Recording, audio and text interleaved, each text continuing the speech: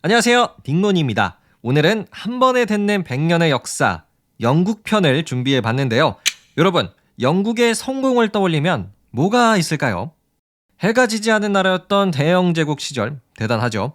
아니면 놀라운 발전을 거듭했던 산업혁명의 시절, 요것도 아주 대성공이었죠. 그런데요, 제가 오늘 준비한 이야기는 영국 명예혁명의 성공입니다. 바로 명예혁명과 권리장전인데요. 특히 권리장전은 역사 시간에 우리가 한두 번쯤 들어볼 수 있는 표현인데요. 사실 우리나라 말로 하면은 이 권리장전, 총을 장전하다? 이런 건가 싶은데요. 영어로 들으시면 조금 더 이해가 쉬우실 거예요. 권리장전은 영어로 Bill of Rights입니다. 말 그대로 인간의 기본적인 권리에 대해서 적어놓은 문서라고 할 수 있어요. 영국은 1689년 명예혁명과 이 권리장전을 통해서 국왕이 아니라 의회가 정치를 주도하는 아주 근대적인 정치 시스템을 전 세계 최초로 만들어냈습니다. 또한 국가가 더 이상 국민의 자유를 마음대로 침해할 수 없도록 못을 박아놨죠. 자, 그래서 여러분 지금부터 저와 함께 알아볼 내용은요. 영국이 어떻게 이런 의회가 주도하는 정치 시스템을 만들어낼 수 있었는지 그 치열한 혁명의 과정입니다. 오늘 끝까지 함께 하신다면요. 영국의 역사에 한 발짝 더 가까워지실 거예요. 바로 시작합니다. 때는 1625년이었어요. 영국 국왕의 자리에 찰스 1세라는 사람이 앉습니다. 근데 이분이 영국 왕이 되자마자 좀 이상한 생각을 하세요. 나 찰스 1세는 신에게 선택을 받았다. 그렇기 때문에 내가 이 왕의 자리에 앉아 있는 것이다. 그러니 앞으로는 내 말이 곧 법이고 내가 하는 판단이 가장 정확한 판단이다. 네, 이렇게 자신은 신에게 선택을 받았다라는 말도 안 되는 주장을 하는 왕이 영국에 등장을 했었습니다. 자, 그런데 당시 1600년대의 영국은요, 이미 의회라는 게 존재를 했었어요.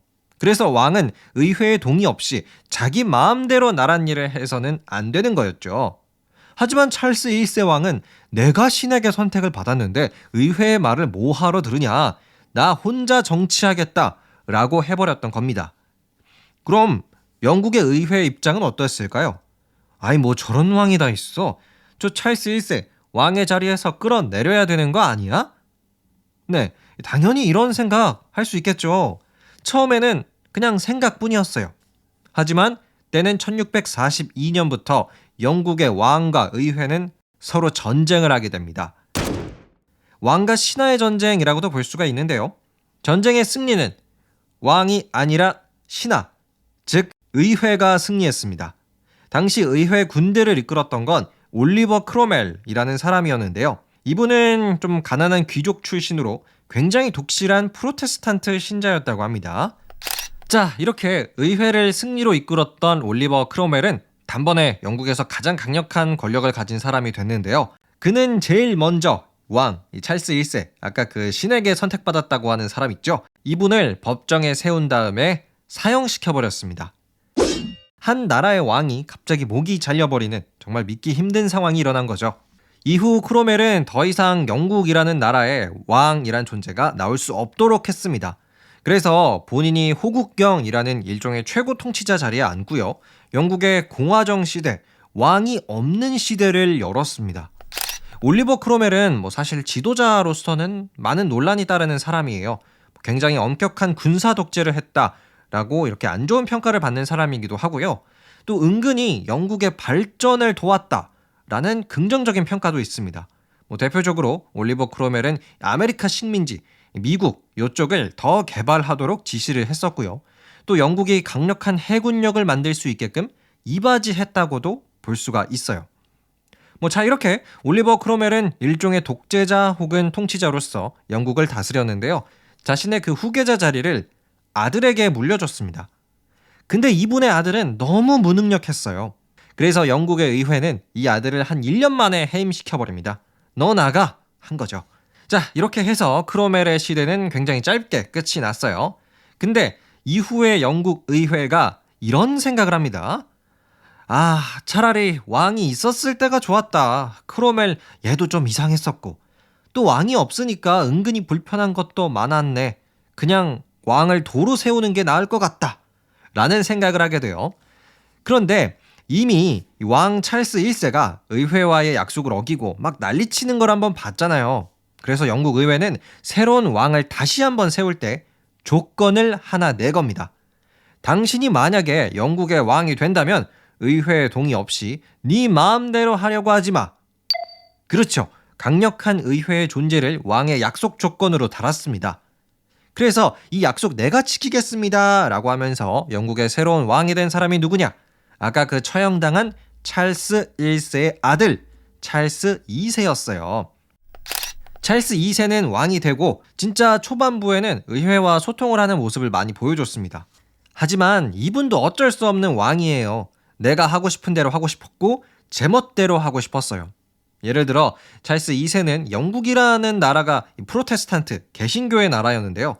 갑자기 가톨릭교를 믿는 여러 인재들을 영국의 중요 포지션에 앉히기 시작하는 거예요. 의회와 상의하겠다 이런 약속 조건 다 깨버리는 거죠. 자, 그럼 당연히 영국 의회가 기분이 안 좋겠죠. 또 속았으니까요. 하지만 일단은 한번 참습니다. 그런데 찰스 2세의 뒤를 이어서 영국의 왕이 되는 제임스 2세라고 있어요. 이분은 찰스 2세의 동생인데요. 근데 제임스 2세도 찰스 1세, 찰스 2세 때처럼 똑같이 그러는 거예요. 의회의 말을 안 듣고 계속 자기 하고 싶은 대로만 합니다. 그래서 영국 의회는 도저히 참을 수가 없어 작전을 세워요. 어떤 작전이냐면요. 찰스 1세 때는 아예 영국의 왕이란 존재 자체를 지워버렸잖아요. 하지만 이번에는 제임스 2세를 폐위시키고 다른 사람, 의회의 말을 잘 들어줄 수 있는 사람을 왕으로 앉혀야겠다라는 계획을 세웁니다. 자, 그 의회의 말을 잘 들어줄 새로운 왕이 될 사람은요. 제임스 2세 왕의 친딸 메리 2세는 아니고요. 그녀의 남편 네덜란드의 윌리엄 공이었습니다. 영국 의회는 네덜란드의 윌리엄 공에게 다이렉트로 제안을 해요. 윌리엄 공님, 우리 영국에 군대를 이끌고 와 주십시오. 그러면 우리가 영국의 왕자를 약속해 드리겠습니다. 네, 아주 파격적인 제안이죠. 군대를 이끌고 제임스 2세를 몰아내주면 우리 의회가 영국 왕의 자리를 주겠다. 그래서 이제 윌리엄 공이 직접 군대를 이끌고 영국에 옵니다. 당시 영국의 국왕이었던 제임스 2세는 윌리엄 공이랑 싸워볼 생각조차 하지 않고요. 프랑스로 도망갔어요. 자, 이렇게 해서 네덜란드의 윌리엄 공이 영국의 왕자를 차지하게 되죠. 그런데 이때 영국의 의회가 또 속고 싶지 않아가지고 윌리엄 공한테 한 가지 문서를 주면서 서명을 하게끔 했어요. 이게 바로 아까도 소개해드린 정말 유명한 문서 권리장전인데요. 제가 잠시 이 윌리엄 공이 이때 서명한 권리장전의 내용을 읽어드리도록 하겠습니다. 법률을 공표하거나 폐지할 때는 반드시 의회의 승인을 거쳐야 한다. 조세, 관세 역시 의회의 승인에 의해서만 징수할 수 있다. 법원의 판결 없이는 그 누구도 처형되거나 감금되지 않는다.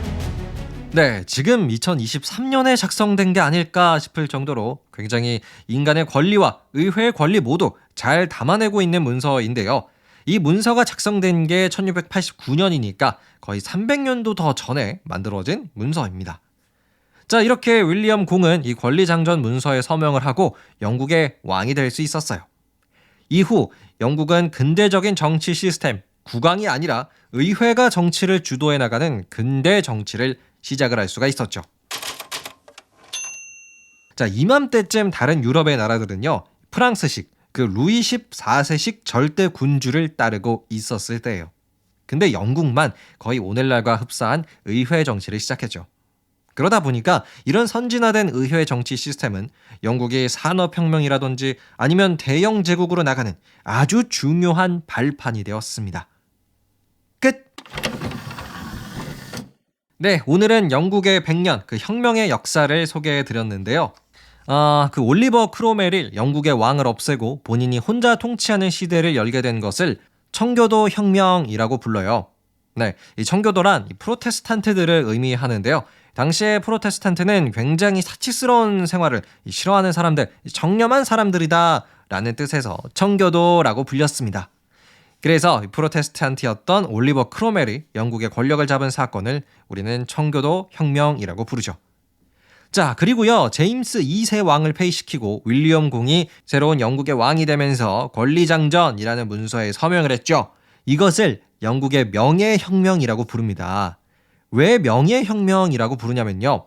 이 왕이 바뀌는 거대한 변화를 겪을 때 피 한 방울 흘리지 않았다. 그러니까 막 전쟁을 통해서 혁명을 성공한 게 아니라 문서나 전략 이런 것에 있어서 아주 현명하게 혁명을 했기 때문에 명예혁명이라고 부릅니다. 자, 그럼 오늘의 이야기는 여기서 마치도록 할게요. 오늘도 끝까지 함께 해주셔서 감사드리고요. 저는 더 재미난 역사 이야기로 여러분과 함께 하겠습니다. 재미있으셨다면 팔로우와 하트 꼭 눌러주시고요. 지금까지 역사와 연애하는 딩몬이었습니다. 감사합니다. 안녕히 계세요.